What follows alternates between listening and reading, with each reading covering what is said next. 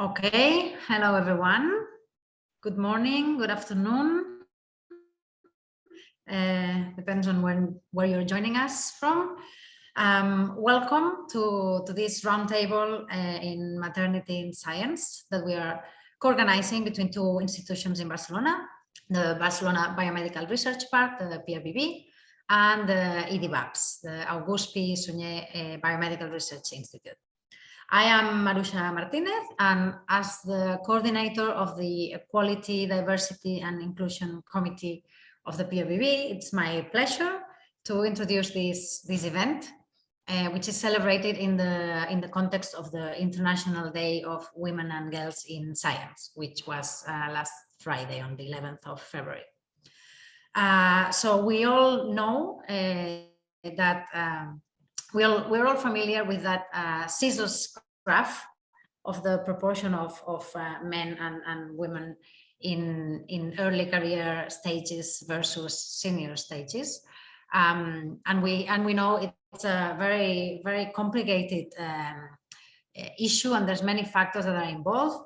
But we think that what we're discussing today, maternity and having children, is something that does play a role in this advancement in the career of female researchers, especially, and that's why we're focusing today on this topic. Obviously, we're going to focus on moms and on female researchers, which are the most affected by maternity. But children have moms and dads, so we thought it's important to include the father's perspective also, and also to try and understand whether parents, fathers in science, are also affected by having children and childcare and everything that it involves, and to what degree, whether how different it is. The way that male and female are affected, and why is that, and what can we do to try and solve it or make it a bit easier for everyone. So that's why today we have both men and women. We have also parents and non-parents, so we wanted to have the whole spectrum, and have all the opinions. And I am very grateful for all our panelists today. You will get to know them better as the roundtable develops, but let me introduce them very briefly. So we have Gemma Moncunill. She's an immunologist and an assistant research professor and a PI at the Barcelona Institute for Global Health, the ISGlobal, which is one of the institutions at the PRBB.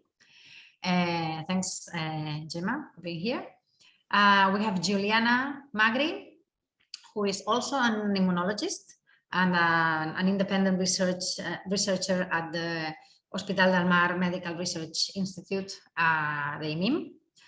Sorry, I forgot to say, because, since this is going to talk about family, so let me give you some details about their personal lives. So Gemma has 2 children, and she's married to a researcher also. Giuliana has no children yet, at least. Then we have José Maestro, who's a senior researcher at the Institute for Evolutionary Biology, the IBE, which is another center at the PRBB, and he has 3 children. And he's married to a teacher, so no researcher partner. We have also Sergi Aranda. By the way, he's substituting Joaquim, who was supposed to join us today, but he couldn't make it. So it's a last minute change, but we're very grateful to Sergi to step up in his place at this very last minute, and we'll be very happy to hear about his experiences and opinions. He's a staff researcher at the Center for Genomic Regulation, the CRG, and he has also 3 children, and his partner is also a researcher. And then we've got Itziar Salaverria, who is a junior group leader from the IDIBAPS, and she also has 3 children, and her partner is also not into science, is an IT person. So we have a bit of variety here. Last but not least, let me introduce our moderator, who is Isabel Torres. Isabel is the co-founder and CEO of Mothers in Science, which is a leading global organization advocating for mothers in STEM.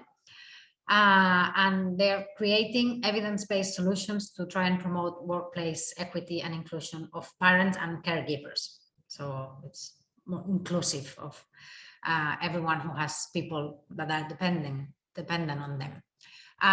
So I actually met Isabel in Cambridge when we were both doing our PhDs.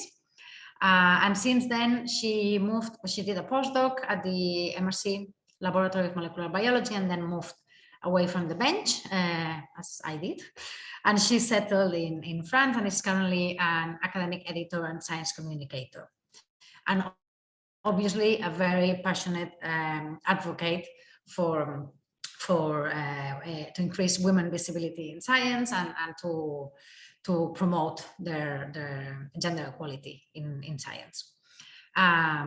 So she is also a solo mom of 4. So she also has very personal experience into what maternity means. So thank you so much, Isabel. So before I give you the stage, and Isabel will do a bit of an introduction and contextualization of the topic, because especially through Mothers in Science, she has done some studies and she has some data that I think is going to be very, very interesting and eye-opening for everyone. But before I disappear and let you all have a conversation, just to say a few things. First of all, this is being recorded and it will be posted in our website or YouTube channel, so you can watch it later on.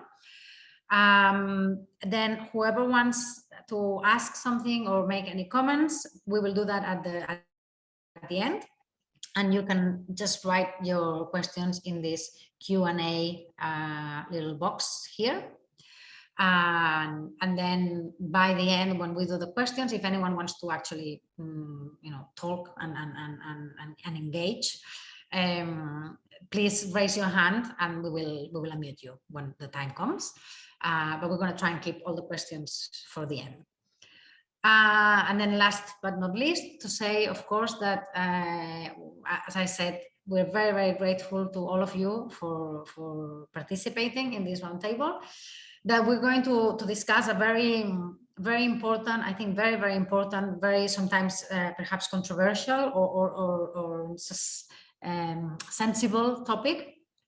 And I think, everyone's here to share their experiences and their opinions, and everything is obviously super worthy of respect, everyone's opinions and everyone's experience, and it's a very personal thing. So I'm, again, very, very grateful that you've accepted to come and share your experience. So therefore, I will ask everyone, both moderators, speakers, and the public, to be respectful in this event. So thank you very much. I'm going to leave the stage to Isabel then, and I hope you will enjoy these fruitful discussions.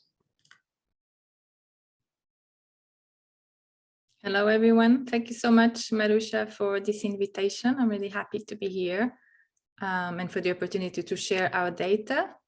I'm going to share screen. I'm going to try to be as brief as possible. Okay, so I'm going just to give a brief introduction to the topic of motherhood and career progression, and then show a bit of the data from a survey that our organization did pre-pandemic to identify the barriers faced by parents in STEM. All right. Hope you can see it. Okay, so as you probably know, women are still largely underrepresented in STEM fields, and even fewer reach leadership positions. So this varies a lot by country, but overall there is really a global trend for this underrepresentation. So when we ask leaders in companies, research has showed, and when we ask research institutions, companies, when you ask the leaders, why don't you have more women in leadership? The answer will normally be, there are no barriers. It's just because they're not as competent. So we are a meritocracy, probably heard this a lot in academia. Or the other answer that we hear is that it's because of motherhood choices. So mothers choose to prioritize family over career. So when this really shows how important it is to start addressing this, like Marusha said, very sensitive topic of motherhood. But in reality, this meritocracy myth, you probably know this cartoon is very famous, women are facing many, many barriers to their career advancement. And the problem is that these barriers are mostly invisible. So it all starts very early, as young girls, because of gender roles, girls will be discouraged from, for example, pursuing STEM subjects, girls are not good at math and things like that. We all know that. So from very young age, women are discouraged to take leadership positions and pursue these roles. Then we face gender bias and discrimination. There's a lot of research showing that there is widespread gender bias and discrimination. And, implicit bias is something that affects us all. Women also have bias against other women. And this also is another barrier that women face throughout their career. Then we have sexual harassment that in recent years, it has become more visible and, finally there starts to be accountability, but it's another huge barrier. It's very widespread. And this also discourages women from fighting for those positions in leadership. And finally, we have the maternal wall. So, all the barriers related to motherhood that will, just be normally just the last drop that will push mothers out of their career track. And we speak a lot less about maternal wall. And I hope here we will start addressing those issues. And so we shouldn't forget also that there are additional barriers to all this. We have other types of discrimination. Racial, age, religion, disability, sexual orientation. There's many other types of discrimination that, the more of this that you have, the more you are away from the norm of the ideal worker, let's say, you will have more barriers in your career progression. So before facing biases for being women and all this additional bias and discrimination from race, ethnicity, or other barriers, mothers will encounter additional obstacles to career advancement. So just very briefly, and this is outside of STEM. So, lack of childcare. We all know childcare is expensive or inexistent if you don't find a place in a nursery, or the nursery is low quality. And normally when there's lack of childcare, the mother will be the default parent that will take on this role. So many moms, depending on the country, will have to stop working, at least for a while, to look after the children. And then we have unequal parental leave. So it's very normalized that mothers will have longer parental leaves, and fathers might not take any parental leave at all, and that's very normalized. But the problem is this not only will create inequalities in the workplace, but it will also create a family dynamic, an unbalanced family dynamics within the home that will be, continue and will settle and perpetuate throughout, the life of the family, of the couple. So it's really important to have equal parental leaves, even though this is not normalized at all. And then motherhood penalty. So this is a salary gap. We know that there's a salary gap between women and men, but what most people don't know is that this is much, much worse for mothers. So mothers are really at the bottom of the salary scale. They will have on average a penalty of 5% for each child, has been calculated just for having children, in addition to the other penalties. And then bias and discrimination. So in addition to gender bias and all the other biases, there is widespread pregnancy and maternity bias and discrimination. And there was no data in STEM, and this is one of the first things we did. We tried to measure, and we found that in STEM there's widespread bias and discrimination. So, you know, things like, you know, mothers are perceived as being less competent, less ambitious. They are assumed to be unavailable, so they are offered few opportunities at work. Also, mothers are less likely to be hired, to be promoted, and receive lower evaluations just because they have children. And this is not the case for fathers. And then we have our inflexible work culture, and this affects everyone really. Our work culture was, our workplace was built for the ideal worker. This is a technical term. So someone who is basically available all the time. So this has to be either someone single, completely unattached with basically no personal life, or a parent who has a partner at home looking after the kids and the home.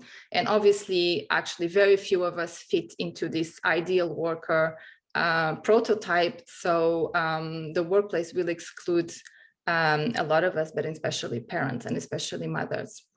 And then we have something that has become a bit more visible during the pandemic, you know, the uneven division of unpaid labor. And with this, I mean childcare and housework. So studies showed that women do up to 3 times, they spend up to 3 times more time on childcare and doing house chores. And this has not changed for decades. This study started in the 70s and it has really improved very little. Men are more involved, a lot more involved with children, but for the rest, it remains basically mostly the same. And this is universal in every country you look at.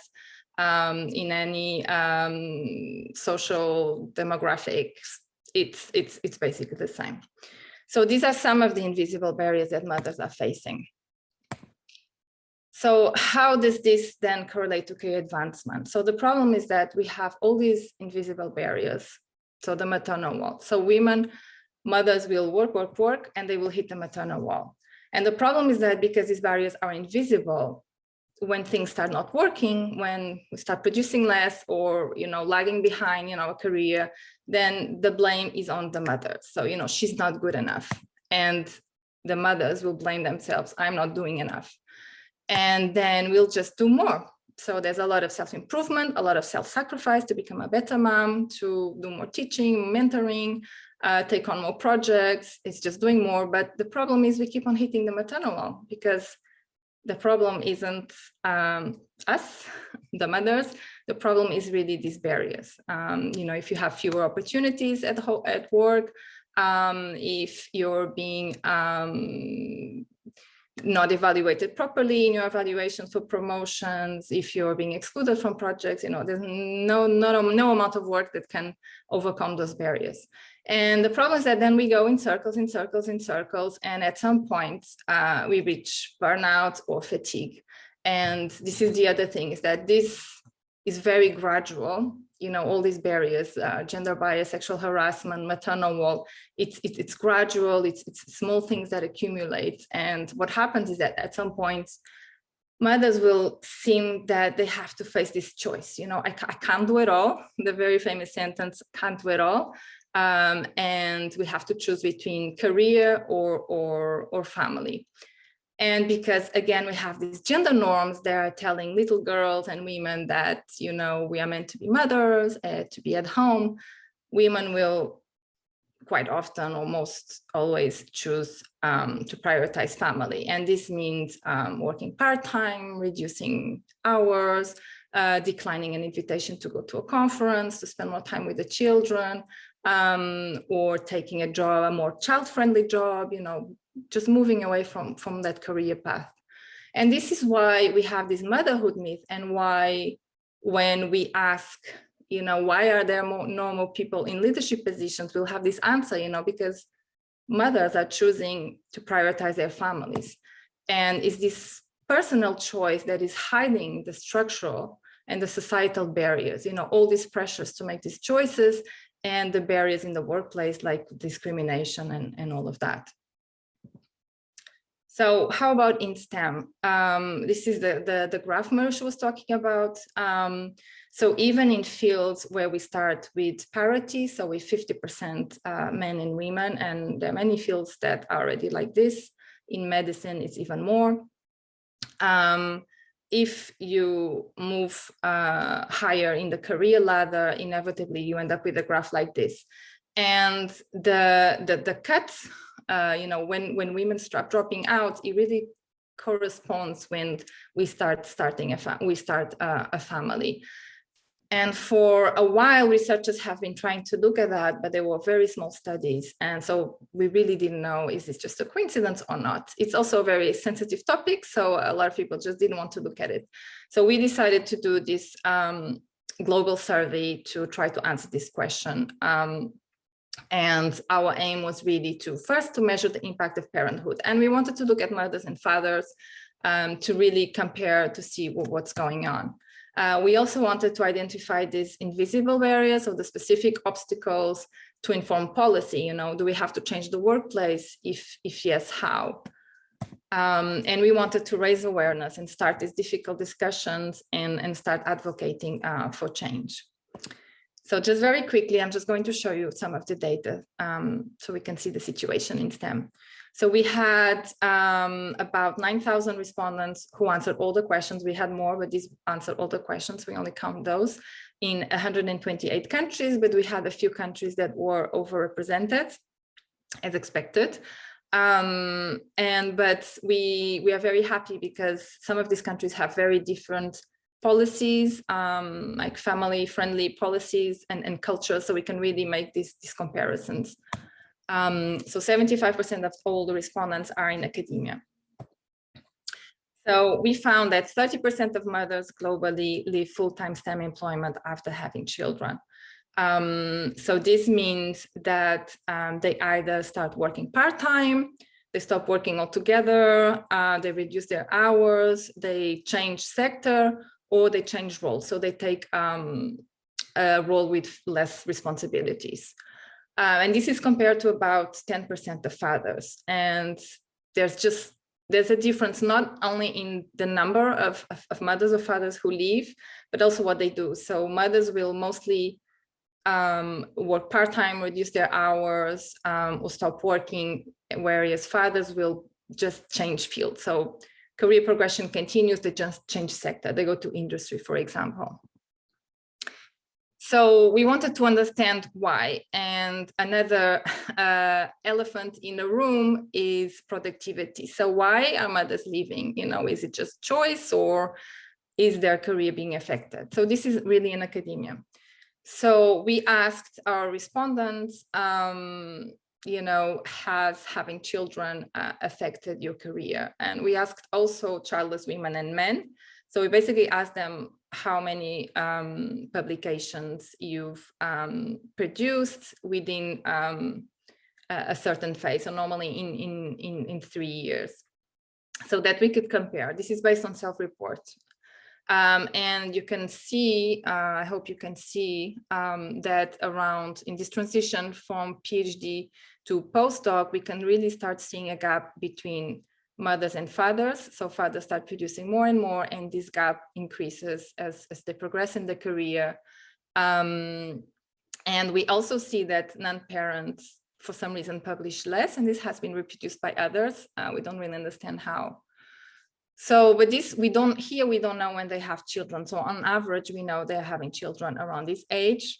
So we created a model, we collaborated with statisticians and created a model that aligns the date of the birth.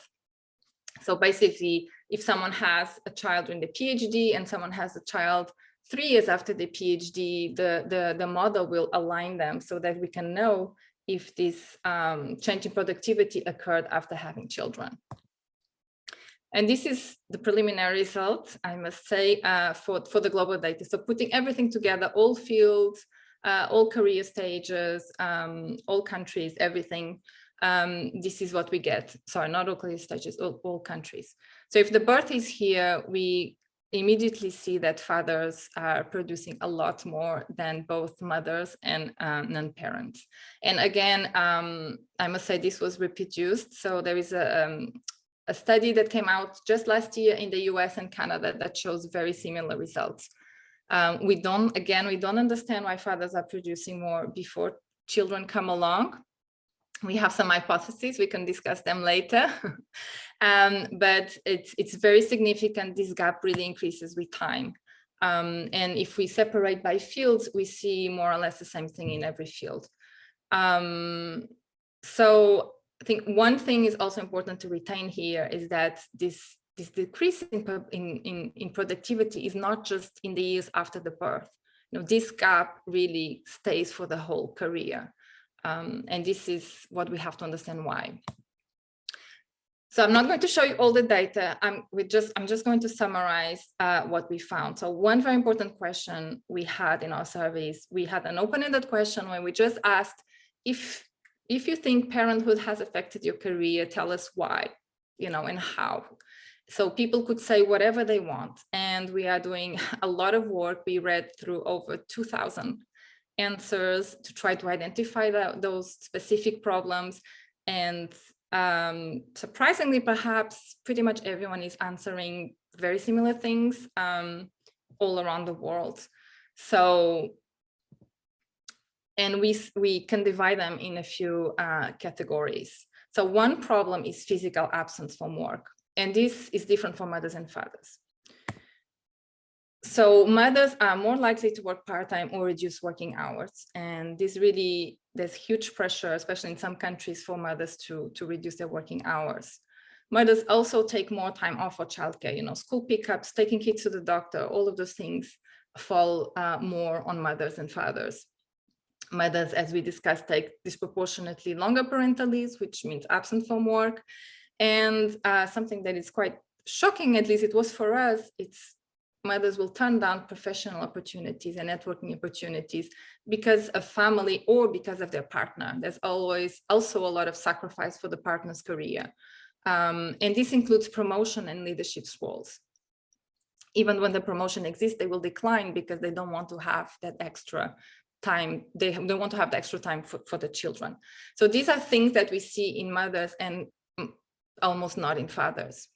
Another thing we see is reduced time, you know, overtime. So, you know, all that extra work, in particular in academia, that it's so necessary, working evenings and weekends to write papers, write projects, grants, etc. So women do a lot less work overtime because they do more childcare, more housework, as we know, also because of the mental load. So in many couples, we start to see a lot more balance at home and looking in childcare. So fathers, you know, taking a lot of the childcare, if not half, and a lot of the housework. But when it comes to the mental load, our data really shows that mothers, you know, women are still taking the mental load. So all the family planning birthday parties, grocery shopping, all of these things, it might not sound like a lot, but it's actually hours of work. It's tiring, as you know. So all of this will lead to fatigue burnout. So a lot of fatigue, burnout, postnatal depression as well. Yeah, just more accentuated. So fathers also, this is the category that fathers will answer, is less time to work and fatigue, burnout. But mothers just have it more. And then, of course, maternity violence and discrimination that we only found in mothers, or mostly receiving few opportunities. I'm going to show you a bit of the data. Mothers are excluded from projects, fired, demoted during maternity leave. They are perceived as being less competent, and a lot of microaggressions as well, bullying, microaggressions. So all of these things happen. We sort of know they happened, but we don't discuss them because they are so normalized. And a lot of this is, you know, hidden by this choice. And it's a lot of pressure for us to behave on this way. So, for example, in terms of bias and discrimination, mothers are offered fewer opportunities. So we found that almost 40% of mothers say they have been offered fewer professional opportunities since having a child. And this means, again, being excluded from, not being offered projects anymore, not being invited for conferences, you know, things that before they got and they didn't get anymore. And fathers, nearly 90% of fathers said nothing has changed.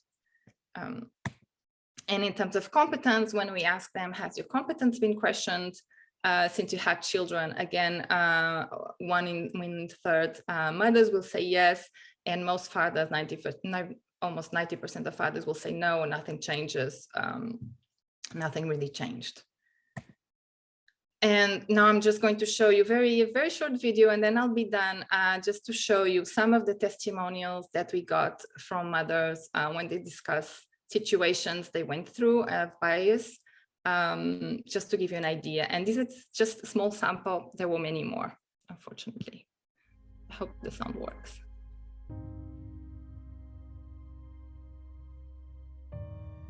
Long-standing inequalities and discrimination against mothers are rampant and unspoken in the STEM sector. It's time to break the silence and take action. I was accused of showing insufficient passion for my work because of taking parental leave and had a fellowship terminated as a result. I was fired on the first day after returning from maternity leave. Then not long after, I received an email from this individual saying that they wanted to stop our collaboration completely because he felt it best I, quote unquote, concentrate on motherhood. I was told directly that I was passed for promotion due to concerns that I would be distracted because I was a single mother. Over 34% of mothers globally leave full-time STEM employment after having children, and this contributes to the underrepresentation of women in leadership positions. Why? Unlike their male counterparts, women's personal lives are unjustly seeping into their careers without permission or justification. One boss didn't allow me to take shifts in the ICU after I came back from parental leave, and another fired me after learning that I was pregnant. I was bullied about breast pumping on multiple occasions. I was told by my advisor at the end of my first year as a doctoral student that, and by the way, she was a woman, I was too pretty and chirpy, her exact words, to be in a doctoral program, and I needed to drop out of the program. And then I needed to get a job and start a family. Due to this maternal wall, mothers in STEM receive lower salaries, are less likely to be promoted or hired, and are perceived as less competent and committed, all because they have children. My boss told me I should have mentioned my kids on my CV because he never would have hired me if he had known.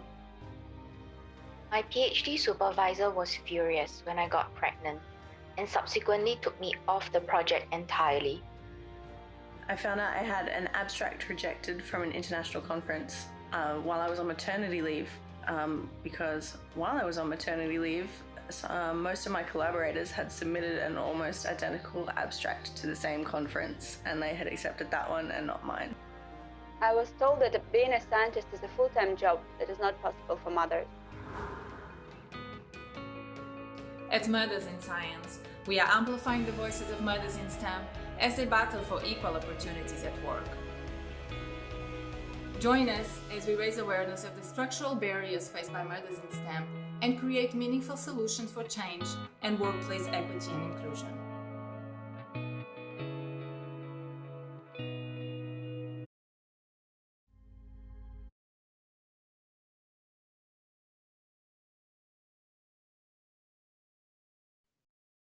Isa, we can't. Yes, sorry. Sorry, just to finish and we start the discussion. So I know that's a very sobering video, but I think it's important to raise awareness of the situation. Just to finish, we talk a lot about work-life balance, and this is, again, another myth that is hiding the real problems. And I really like this quote by Dr. Caitlin Collins, a social scientist. Mothers don't need balance, they need justice. So it is time to break the silence and fix the system and really work on these problems at the roots and find solutions. And now I will stop my presentation and would like to hear your personal experiences. And if we're all okay, we can start the discussion. Let me just...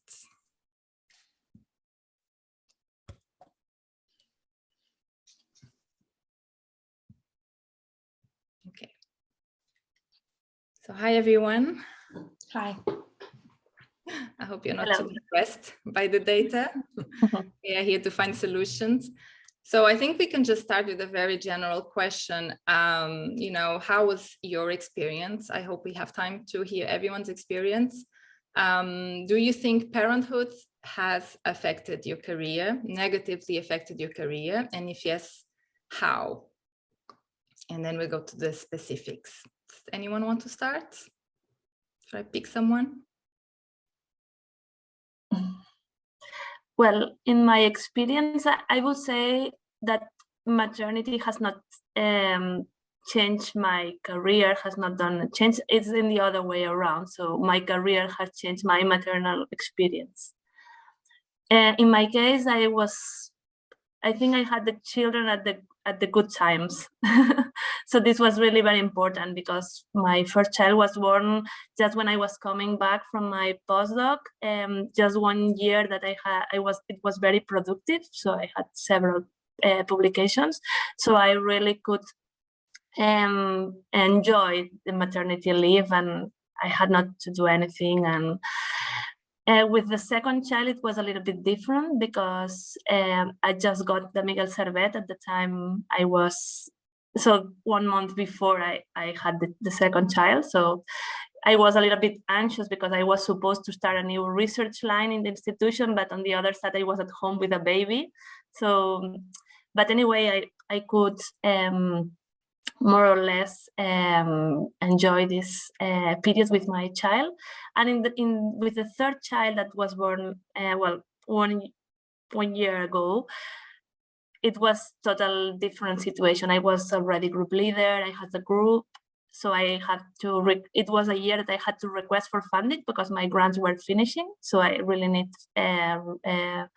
funds, and then I had to be working 4 hours per day, the majority of days, because I was preparing projects, and so I had students to supervise. So I had to connect with them during this time. So I could not disconnect from my careers. But on the other way around, I think that maternity in my case has not directly affected my career.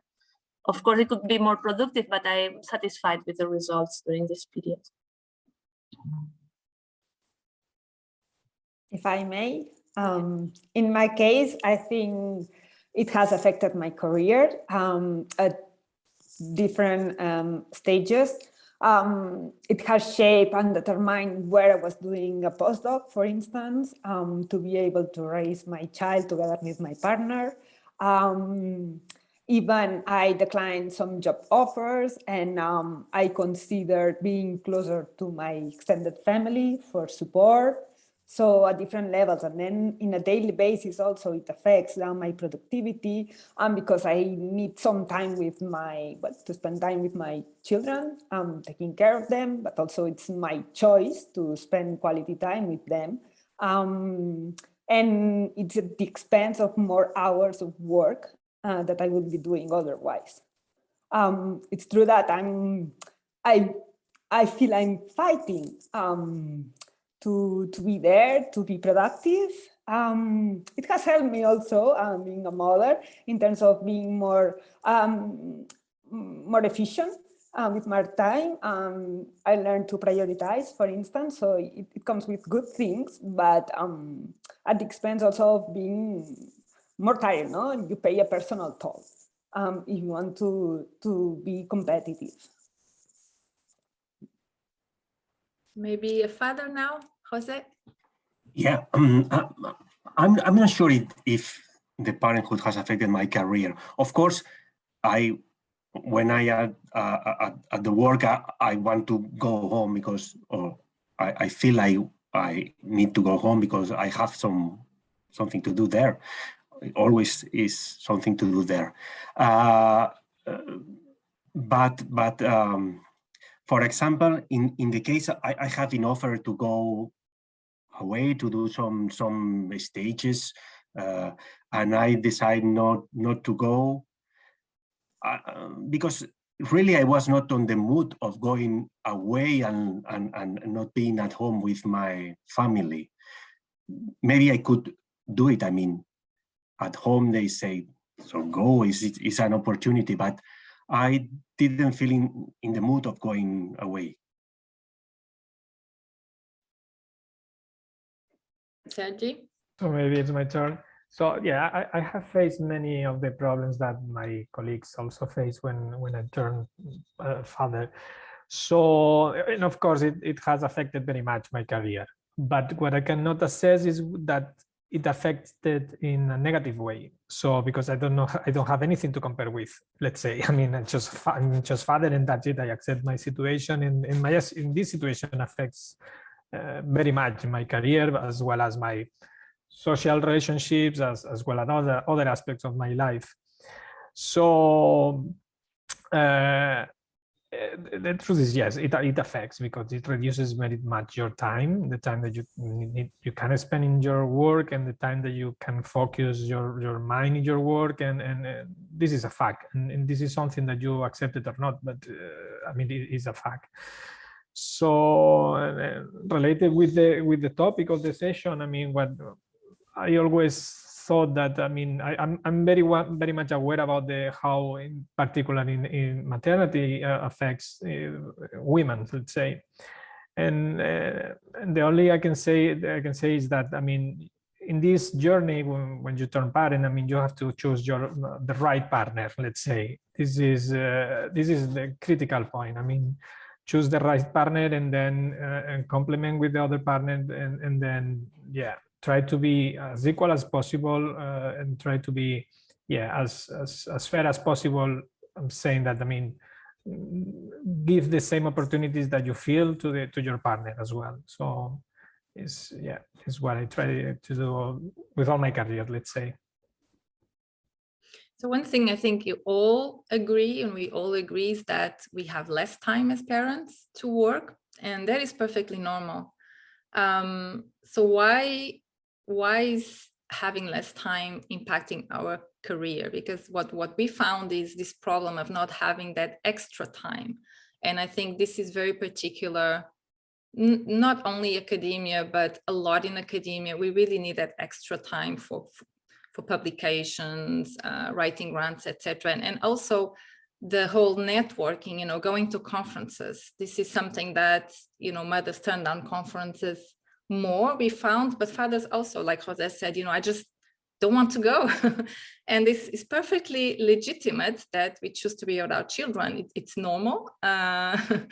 So what can we do? I mean, what are these challenges? What can we do to overcome this problem of the less time that we have to invest all this extra time to work?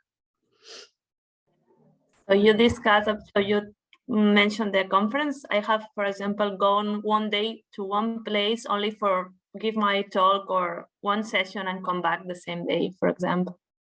So instead of being the whole meeting 3-4 days, I decide just to go 1 or 2 days maximum. And so I try to be present in the events that I consider that were important for my career, but also not to be 1 week off, as some other colleagues, mainly men, could do, of course. And it's a personal decision, I mean. And do you think this should be really required? I mean, is what I'm trying to say is maybe the workplace should change, and we shouldn't have to do all these things, all this networking, all this self-promotion. Maybe the workplace could be more accommodating of parents, and of the fact that, we want to go home to be with our kids, and that's normal. I think the problem here is structural. It's about the current science culture, and it's going to be very difficult to change that. If it's based on meritocracy, if it's based on excellence, but excellence is considered producing many high impact factor papers, right? Each time you need to be, not only producing science, but you have to be involved in other aspects too, teaching, dissemination. So each time we need to involve with more things, and still we have the same time. The problem is why it's assumed that we have to spend all our free time in writing grants, in publishing, and this is what I think has to change. I know more conciliation, family conciliation is needed for sure. What do you think, José, that you had to decline this opportunity? Would you have preferred that this would be normalized? I mean, should we normalize parenthood instead of trying to accommodate and trying to? Yeah, the problem is that we cannot use an extra time, or we don't want to use this extra time, and our colleagues will use it. I mean, and they have the right to use it. And as Gemma says, it's a structural problem. I don't know, because everything is around how we are evaluated, and we are evaluated very numerical evaluated. I mean, there is an impact factor, and you must go as high as possible. And we have discussed a lot about this kind of evaluation. And this impact factor sometimes is not about the excellence of your work, but maybe you have the chance of go there, and you go and you have this very good paper, and you have a lot of credit for it, but maybe you don't have this chance, and your work is the same, has the same excellence. But about time to dedicate to work, I mean, we have the time that we have, and we do the best with the time that we have, and maybe this must be also evaluated. I mean, I don't know if the agencies must take into account the situation of everyone. I mean, of course, mothers, but maybe also fathers, because there is also, as you show it in your survey, there is also some impact, less impact, of course, but there is also some impact on fathers, or on productivity on fathers. And maybe this must be taken into account in the agencies or in the promotion processes, or I don't know. I have a comment on this, because of course there are some corrections for the evaluation now. And for example, if you have 2 children, then you have 2 years more of evaluation period and so on. In the majority of situations, the same for mothers and fathers. So this puts fathers with 4 children in the top. That somebody could question this, but I mean, it's fine.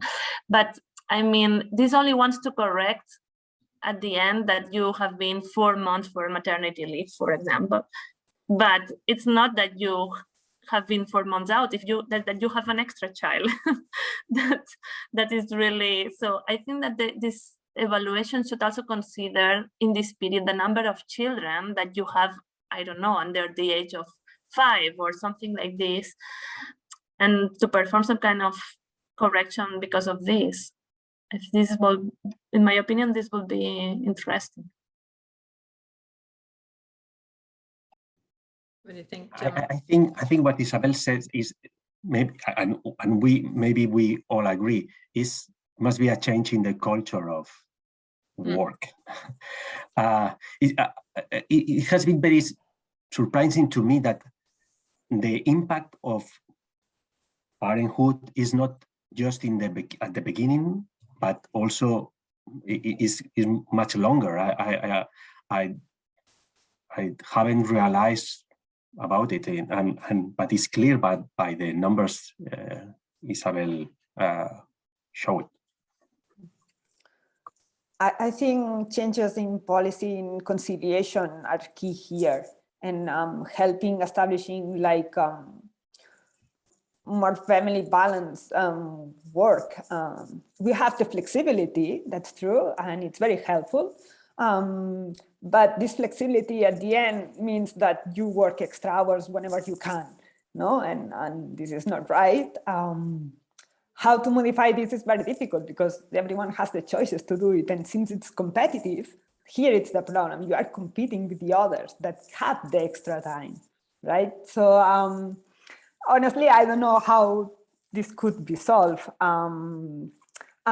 Starting by little things, such as respecting family time and school hours, for instance, not scheduling meetings in the afternoon, that is constantly done.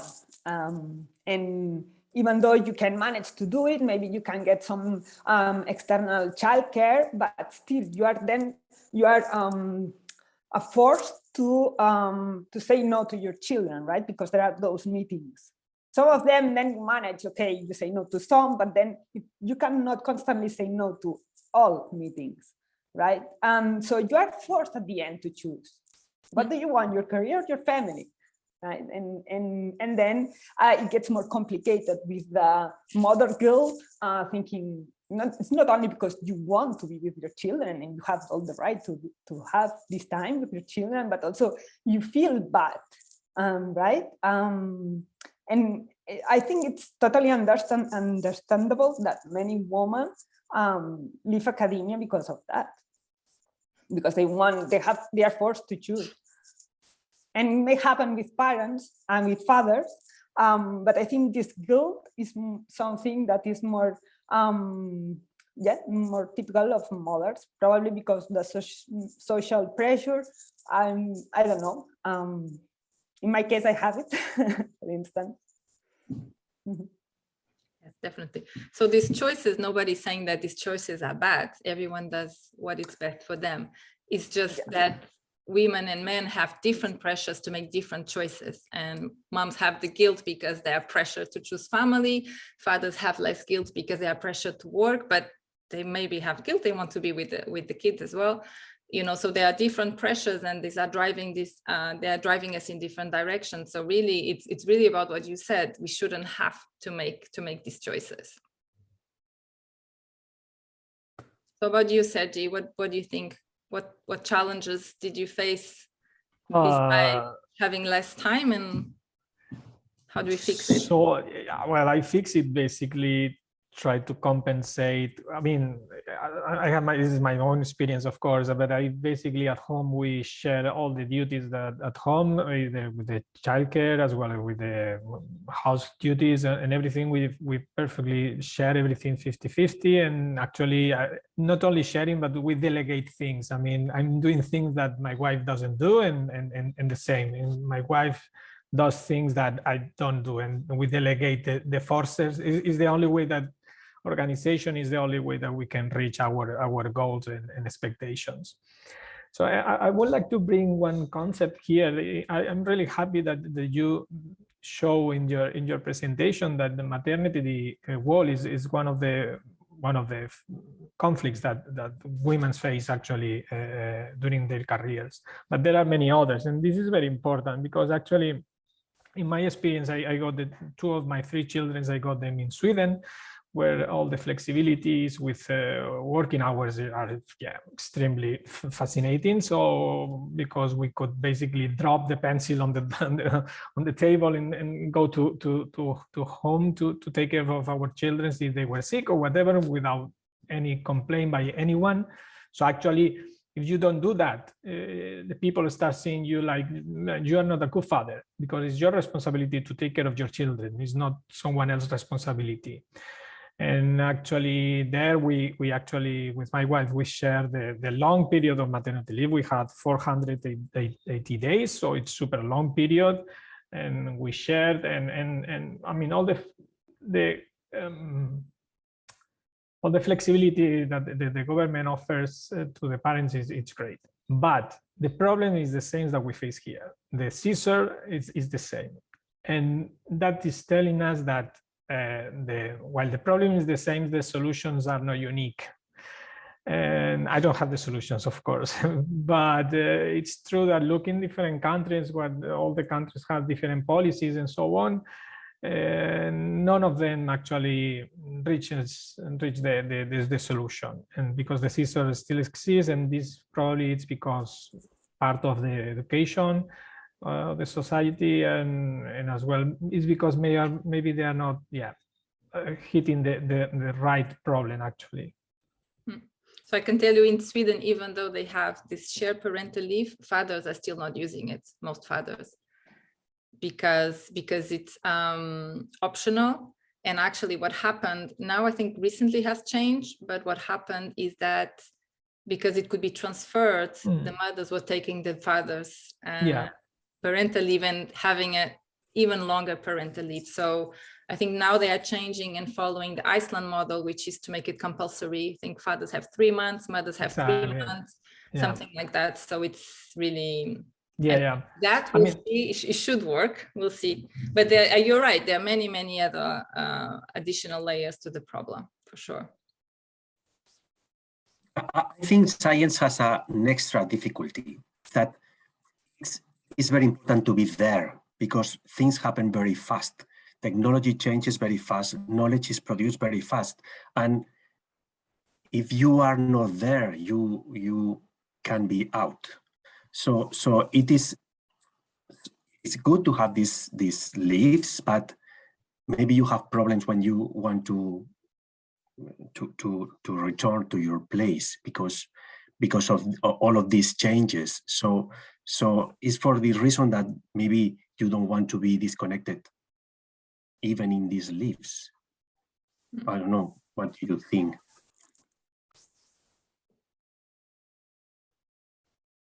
What do you think? I know what I think, but I want you to speak. Probably I can say what we that found. they had been out for this maternal leave. I think, I partially agree, but 4 months of leave is not that much.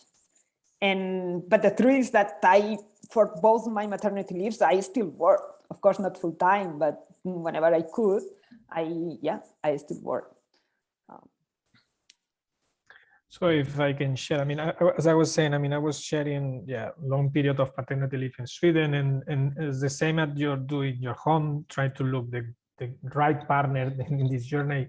So in the job, I was trying to do the same. So I was basically trying to identify people, colleagues in which I could trust them, I could delegate, and then push our projects in a collaborative manner, in such a manner that in the time that I missed, I mean, I'm not in the office because I'm in paternity leave or I'm doing childcare, so they can take over my work as I do as well when they are not in the work. So I think we somehow you have to change your mind and then try to be more productive, being collaborative with other people, and try to identify the right partners to push your projects further, let's say. And I think this is key when you are facing problems with working hours and so. So one thing we suggest to policymakers, because this problem of the leave, well, what we found in our survey actually is the problem with the parental leaves is the stigma. It's not really the time off. So for parents who take longer leaves or shorter leaves, it didn't really change how it affects the career. The biggest impact was in how people at work perceive them. So if you take a longer leave, and this is for mothers and fathers, if you take a longer leave at work, people will see you as being less ambitious. Now he or she is focused on family, and the biggest impact is actually the stigma. And this is a finding that surprised us. For example, in the US, they take very short leaves, as you know, and they also have a huge impact on professional reputation and all of that. So this is one point. So what we suggest, regarding the stigma is just, again, policy changes to change the culture, leaders showing that, it should be normalized to take time off to look after your children. It should be normalized to take parental leave for men as well, equal parental leave. So everyone has the same rights. You should be able to choose how long you want to take. Every person is different. I wanted to go back to work very soon. Some people can't. Some women have traumatic birth and they physically cannot recover. Everyone is different. But one thing is, it does impact research. If you have to do experiments, you have to be there. And one thing we suggest is that funding agencies or even the institutions, they offer financial support to hire a technician to continue the experiments while you're away. I mean, this is the least they can do. And sometimes we leave the project to someone else, And we know that's a bit sensitive sometimes, because then you come back and your project is no longer yours. So and there are some research institutions doing that. They either have a technician that is just covering the leaves, someone who is just doing the work, or they offer, like the NIH does this, they offer money to hire a technician to continue the work. So this is a solution that, I don't know what you think. I think, Isabel, of course, depends on the step of your career that you are. But in my case, in this last maternity leave, it was really very helpful that our group has a project manager in terms of justifications, so controlling the economical part, because these really boring issues are also part of our work, and they cannot be covered by a technician. And I mean, I totally agree with manager, yeah. Yeah, exactly. I totally agree with Sergi that if you have the right team, things will work, although you are not in the lab. But also these issues that you have to cover in first person, if you have somebody that gives you support and that just remind you have to sign this, you have to finish this before this deadline, and this helps a lot. So this doesn't mean that you don't have to do some things during your maternity leave, but it really helps you to organize what is first and what is priority and what is not. And this could be also something that the institutions could offer to maybe mothers and fathers in the step that we are also having our own group and so on. So maybe changing gears a little bit, because we found, and others have found, that women tend to delay career progression. And Giuliana, I'm going to ask you a question now. Sorry, you've been just watching. Yeah. So Giuliana doesn't have children yet, but she's already thinking about how it could impact her career. So can you tell us, do you fear that children will affect your career, and why? Yeah, I think that also what your introduction was a bit scaring somehow for someone who has not children yet. So of course, there are many factors that intervene when you decide to have children or not, personal reason or other factor. But the job we are doing is not helpful. You have you have to be productive all the time, and yeah. So I think that this. So the precariousness, the insecurity has, of course, something to do to my decision of continuous delaying having children, of course. So yeah, I think that so we need change in institution, or we need change in policy, but we need of course, change also our culture, because it's something that we have this. So the fact that we have to make a choice is really something that is intrinsic in our culture. I'm Italian, and it's like this. It's like if you have a child, you choose family somehow, and then this will affect your career. And then if you choose career, then you're not gonna have a family because for the same reason, you know. So I think that it's really important to make big changes in the culture, and I really don't know how. This is because I also experience a different culture. I was in New York, where there is no parental leave at all. I was in Netherlands, where it's much more common that also women as PI or as a researcher work part-time, or there are a lot of conciliation. But the cultural issue is the same. So, you know, I didn't perceive that, and this is for women and for men as well, you know. So so I think that I hope the next generation, let's see, for us, I think that we are somehow, so it's very difficult to change that. So yeah, I hope that what you are doing, what people are doing are gonna change mostly the next generation and how they feel and how this can change. And then of course, if you're gonna have help from institution and if you see that it's possible, that is not imply any delay on your career, or it's not even delay, because this kind of, so the path is fixed. It's not that you can delay so much. So there are fixed time to get grant, fixed time to get position. So it is then if you are not there at the right time with the right publication, with the right CV, then you are out. So there is, of course, a lot of things to do at the institutional level, at the policy level, but I think that, yeah, there are a lot of things to do also culturally, let's see. And yeah, it was really interesting also listening you people that are succeed. And I also have a lot of example. When I was in the US, my PI was a very successful woman with 2 children, and she, yeah.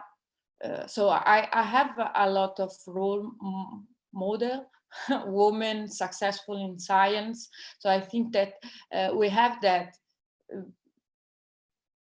But yeah, I think that is really inside me, the idea that if I'm gonna have a family, then this is gonna affect my career. If I may, I think if we had more stability in our careers sooner also, and more resources, that will make a huge change. So this idea of the tech, I saw that in New York. And I think this is a good idea, indeed, or tech, or a lab manager, or yeah, I thought this can be a solution. Yet there is supervise, so you have to supervise. It's not okay. So you're gonna hire a tech, and then everything is solved. So so most of us, I don't think that are doing any bench work, you know. So it's always supervising. But I think this can be helpful, of course. So I really want to listen. What are the solution, or what we can do to improve it, also like in terms of change in policy. And I think that, of course, people that have experienced difficulties, that have kids, can really offer like the good perspective. I'm like in the fear side. Yeah. I think that I agree with you that if there will be the possibility to get more stable positions in early periods of our career, people maybe will have children before, and then they will, and then in at the time that you have more responsibilities and it's more difficult, as I said, to to disconnect totally from work, then children will be older and will be more independent, and you will not feel so bad because you, I mean, I think this will be an interesting point, because at least as biologists, of course, the right age for having children is, so we will say before the 35 years, but nobody's taking in account this.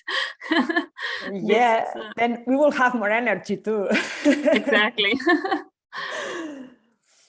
So sorry to interrupt everyone, because I know we can keep on going forever. And if we were presentially all in a room, that would be great. And we could go and, you know, grab coffee or something. But we've got a few questions. So I think maybe we can start introducing some of the questions of the audience, and then we can keep discussing if that's okay, Isabel.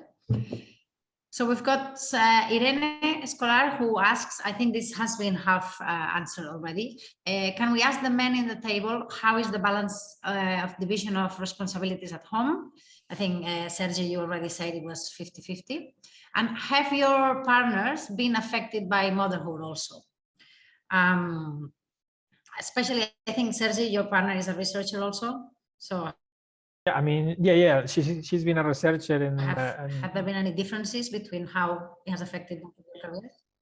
I mean, the truth is that she has faced the same problem, let's say, of instability and suffering of getting grants and all these things that I also suffer. So this is, yeah, it's part of the job. So at home, what we have tried is that the maternity per se is not an issue. I mean, we don't consider it. I mean, we are aware about the fact that this could be an issue, but at home we just basically discard this issue by taking over the responsibility in inequality. So in that sense, so I cannot say that it has affected in a different manner to her, but the problems that she has faced are the same problems that I have faced, and this is, yeah, I mean, it's difficult to try to find solutions to to problems that you cannot handle, let's say. So the problems that we could handle, we face, yeah, but not the ones that we cannot. Okay, I think, Jose, your partner is not a researcher, but I don't know if that also has any effect, like that can support you more, or one of the good things of being a researcher, at least in my case, is that the flexibility of the time. So I can do things that she cannot do because I have more flexibility with my timetable. But again, when you are at home, we just share the work, and we have fixed tasks for everyone, but some others we just go ahead with them, one or the other. Okay, thank you. So we have two model examples of that. Exactly. So Natalia is asking,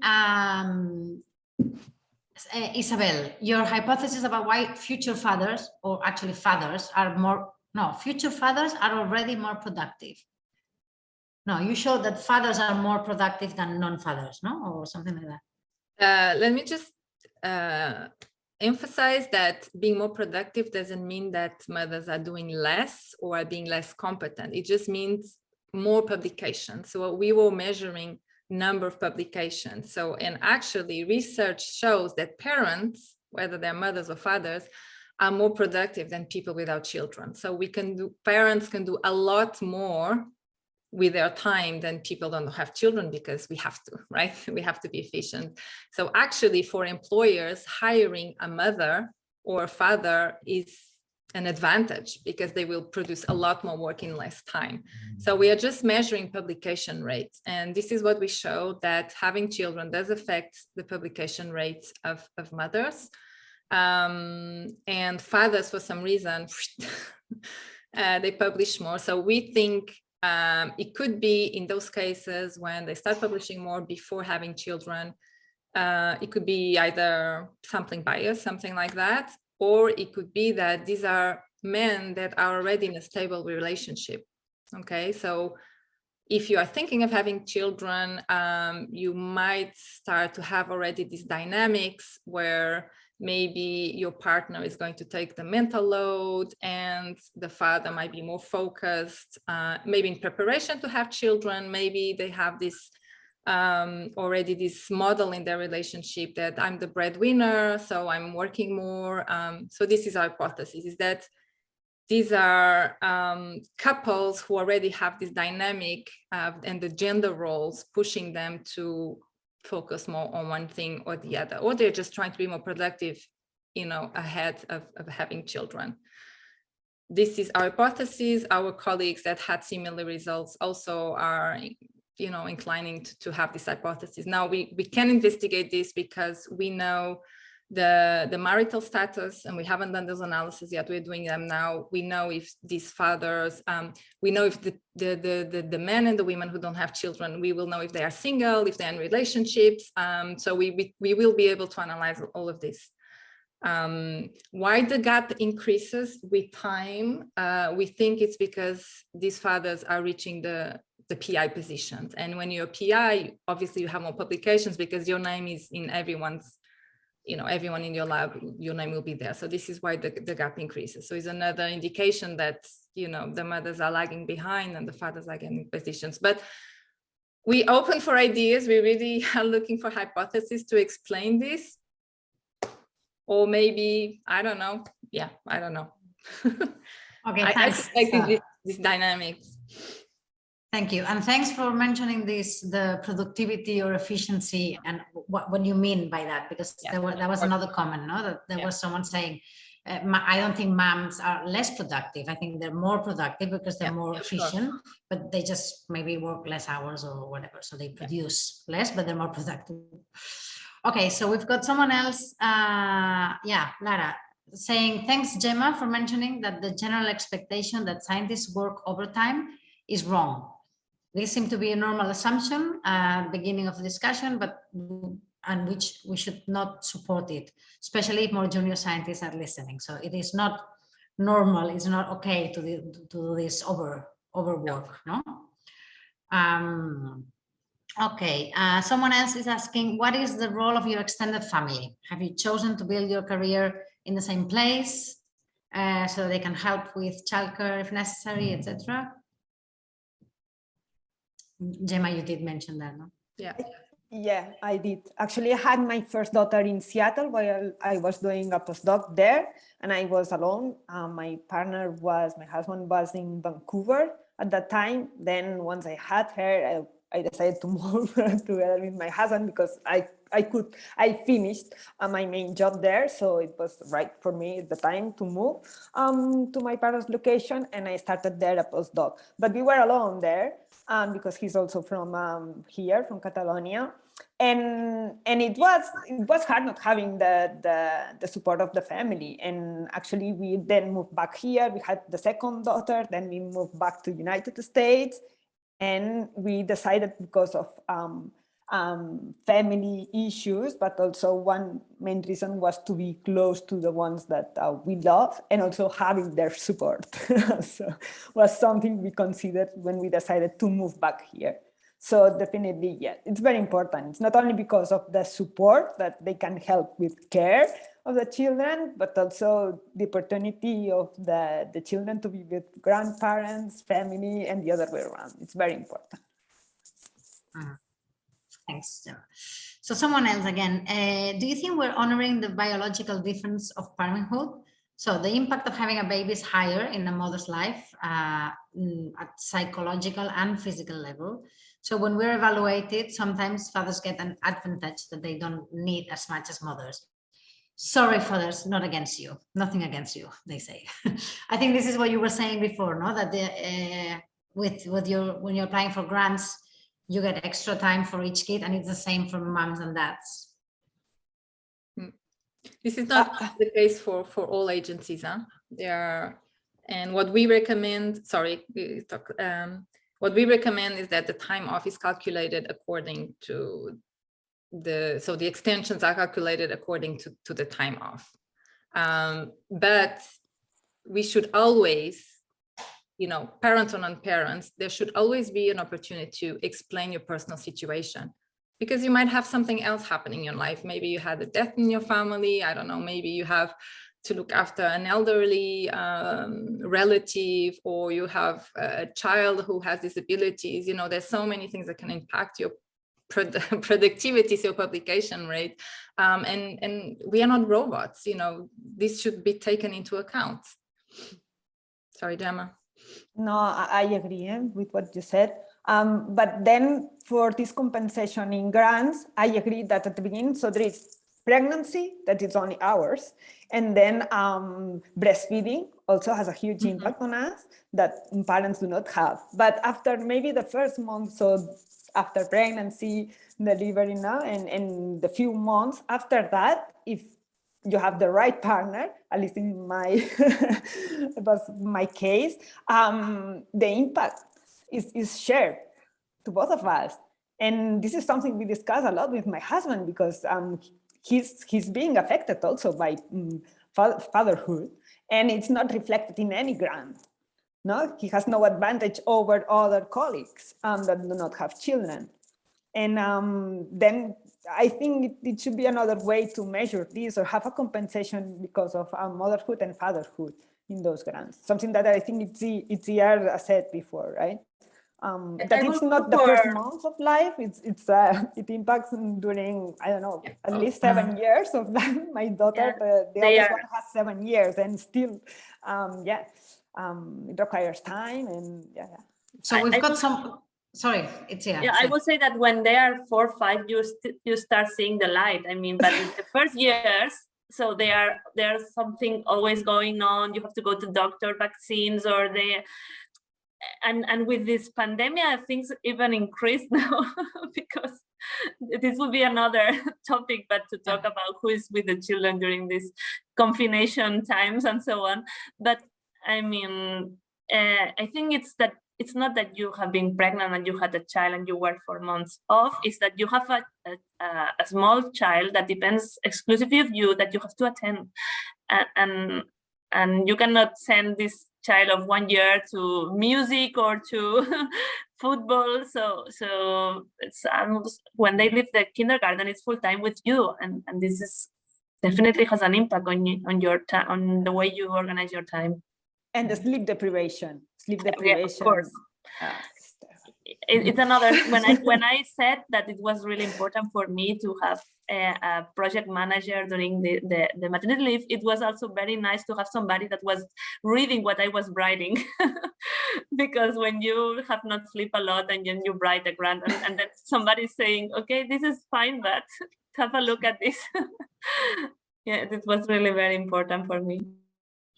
So someone also mentioning what you were saying, Gemma, it's kind of a proposal to mention parenthood as an asset in the CV. So instead of hiding you've got kids, to actually say you've got kids and therefore you're more organized, you're multitasking, you've learned to set boundaries, which makes you more productive, etc., etc. So I think and much better mentor and supervisor.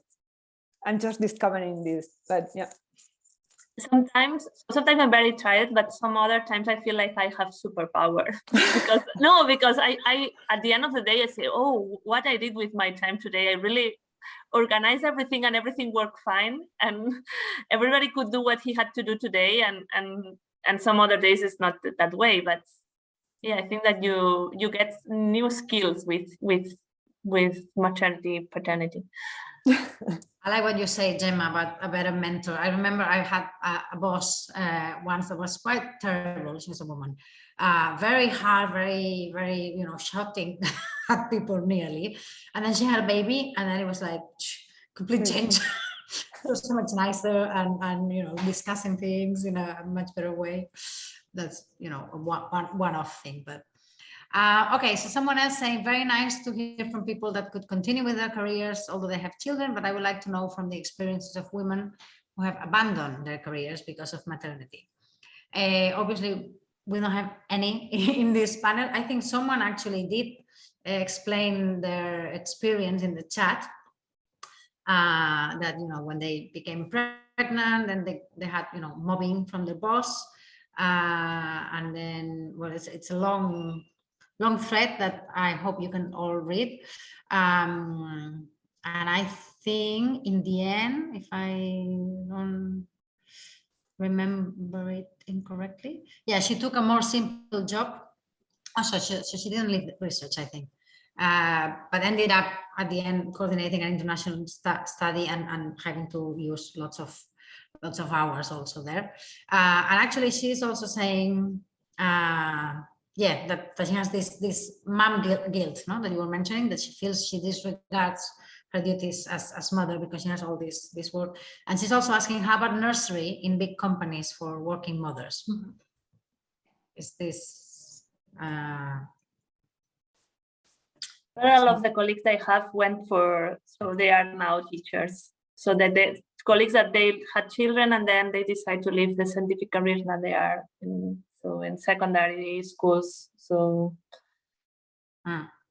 So you do have some close cases also. Well, I have the experience because I did my postdoc in Germany, and then they have then I met very good scientists that they left their careers because, well, it was what they have to do, because it was what we said, the social pressure, it was so intense for them. I mean, I met very few women with children in Germany that work after 3. And this, of course, it's really sometimes incompatible with a scientific career. So competitive, I mean, of course. Mm-hmm. Thanks. So Gemma Pascual says, do you think it's necessary to raise awareness about this issue? Because I think, Sergi, you were saying that, you know, you try to get people in your lab to help you and things like that, but it says finding these people that help you, and when you have other, you know, responsibilities, is only possible if your colleagues understand the effect of parenthood in your working life or productivity. And I guess not all people are ready to understand this. So I think hopefully this is one thing we're doing with this roundtable, no, raising awareness of all these invisible barriers, no, that Isabel was mentioning. And I think this is something that is important to be more open about it, and obviously not in a negative way, because I don't think anyone here would think that, you know, having children is a problem or is something bad. No, quite the opposite. But it's important to realize that, you know, the effect that it can have. So, okay, yeah, someone else says, sorry, Sergi. So no, so in this aspect, I mean, is actually in your responsibility also to raise this awareness also in your colleagues. Responsibility means if you really think that this is a problem, and of course you can do little actions on that. I mean, with small conversations day by day and so on, and yeah, and try to build this team in which you can trust and delegate things on your colleagues. But you have to be aware that when you delegate, you have also to recognize their job. I mean, this is part of your responsibility, that if you delegate and there are other people who are taking care of your duties, let's say, or what you consider duties in your work, I mean, you have to recognize at the end but this is not, I mean, this is a good thing, because if I do make my team be better, I would be better. So try to push the others to be, better than they would be just by themselves. So and yeah, this is, I think, is a good well, I don't know if it's a good strategy, but it's a strategy that I follow, and this is the way that I try to face these timing problems and all these aspects. So I just can share my experience on that. Sure, thank you, Sergi. Thanks very much.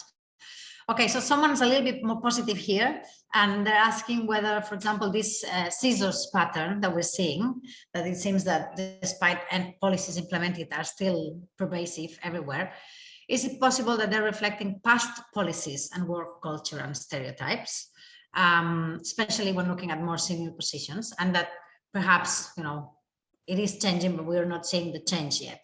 And they're asking, I guess, to you, Isa, is if with your data, can you see any change or attenuation of the scissors pattern after implementing, you know, fairer policies, for example, and things like that? Or is it too early? So there have been some policies, but very few. So our data is the first, you know, global data for this specific problem, motherhood problem.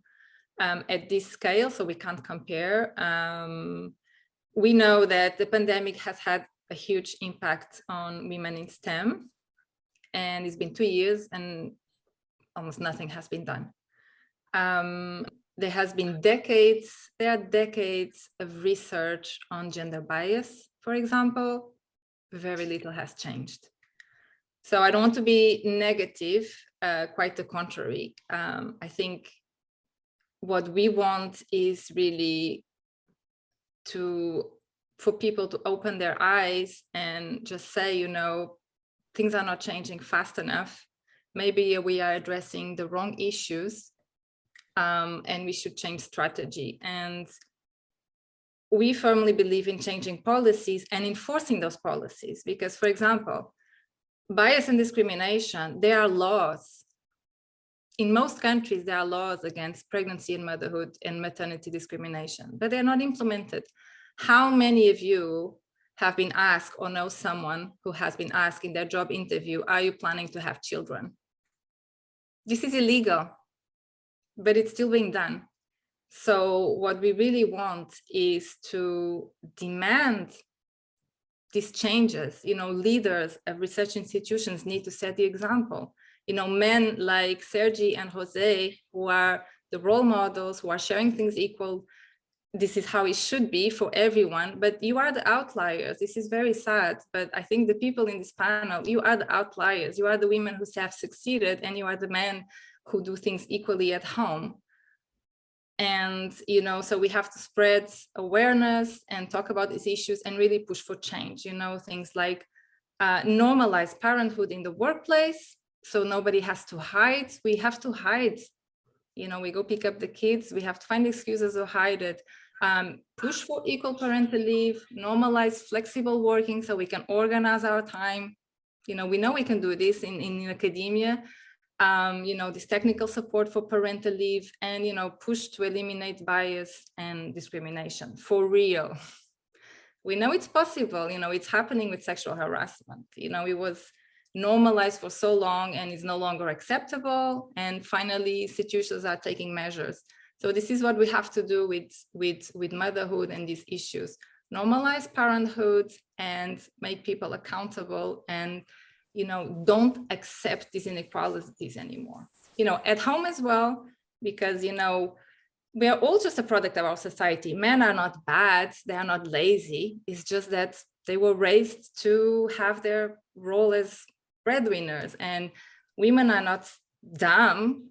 We don't accept our partners to do less because, you know, it's just that we've been raised to behave in that way. So it's having these very difficult discussions and speaking up, like Sergi was saying. You know, we have to speak to our colleagues and work together. And to our boss, you know, how many of you have proper lactation rooms at your job? In our survey, we found that 28% of women prolong their maternity leave just to breastfeed. They want to go back to work, they can't. So, you know, it's small changes and big ones, but I think it really all starts with policy and awareness. I don't know if you agree. Actually, I do agree very much on that, because as I said, I mean, it's true that in different countries there are different policies, but the problems are still the same. And it's one of the issues is because many of those policies are not well implemented. Yeah. So policies about equality are, yeah, you can find it nearly everywhere in Europe with different levels and so, but still the problems are the same. So implementation, I think it's an issue, and awareness as well.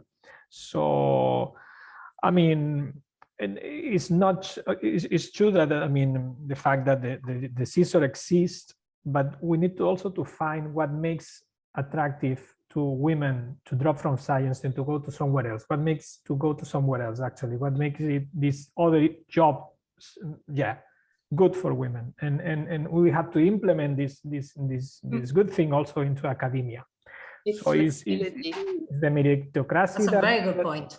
So that yeah, it's a very good point. It's a very good way of seeing it. It's flexibility and remote working. And there was a study I just read recently that shows that, I don't know, most employees, including men, want to continue having the possibility to work from home and to have flexible hours. You know, this is one good thing from the pandemic, as we know that we can work from home. We know we can do flexible working. And I completely agree. If academia could offer this, probably this would already help a lot. Yeah, because there are many problems in academia that are difficult to face. So, but we could implement all these good things also in academia. I don't agree here, because we already have the flexibility and possibility to work from home at many stages. So no, because you have to show up to networking events, you have to show up to conferences, to meetings, and meetings will be out of hours. This is what I mean. I think that the key point is to erase the feeling that we do not arrive.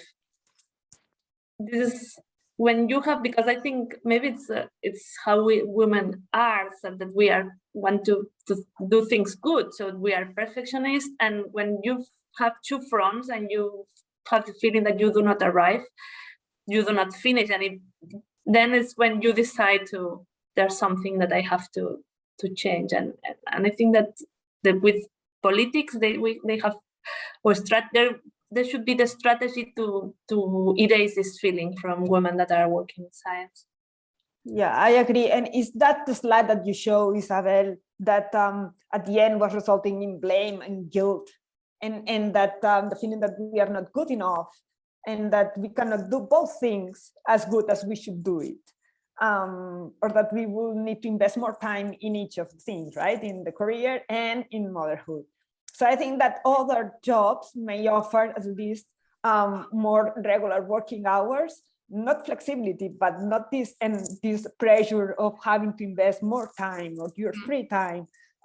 Is, for me, I think it's more important these issues rather than having the flexibility or the possibility to work from home. Yeah, that's true.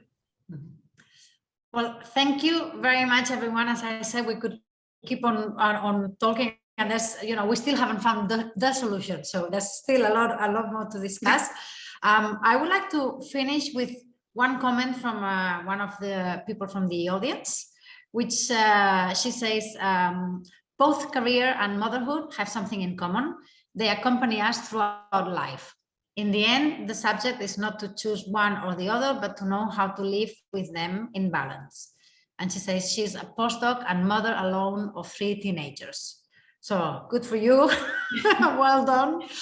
And yeah, I think thank you very, very much to all the panelists and to Isabel and to all the audience also for your questions and comments. Someone said that you can't see the messages that one of the people from the audience wrote in the chat, but I haven't found the way to put it in somewhere else so you can see. So sorry, you can't. But it was one experience which, as you said, Isabel, these are perhaps the outliers or the exceptions, and this was an